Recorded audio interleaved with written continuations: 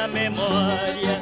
Quando eu ir para o céu, que findar a minha história, vou cantar verso para os anjos, para todo o reino da glória. Tire uma longa da reza e faça um grande suvel, que eu possa subir por ele até na porta do céu. Porque Deus há de ouvir a reza que o povo fez, e eu de lá hei de cantar versos lindos para vocês.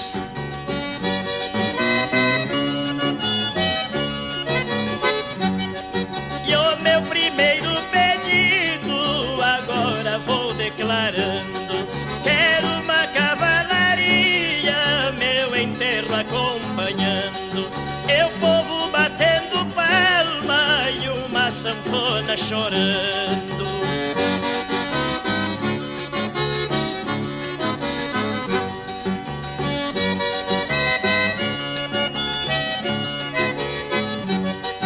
Na hora de me velar, quero 4 candeeiros devidamente pilchado, meus amigos e companheiros, e quero ser enterrado bem ali no meu potreiro.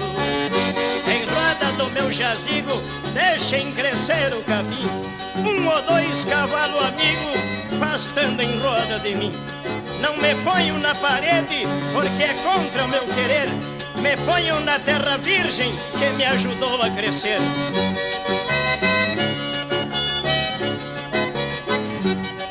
Não é preciso haver choro, que todos pensem assim.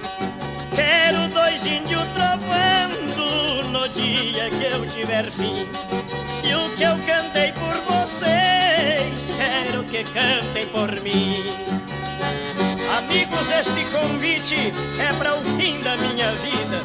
Quero cantiga à vontade, que corra frouxa a bebida. Bebam, cantem, mas não briguem, e respeitem o meu defunto, para evitar que eu me alerte e saia peleando junto. O meu último pedido atendam com devoção, a bandeira do Rio Grande enrolem no meu caixão. É um letreiro na cruz que vai cravada no chão. Aqui descansa o gaúcho que honrou a tradição. E sirva para os nossos amigos tradicionalistas este recado, Chico.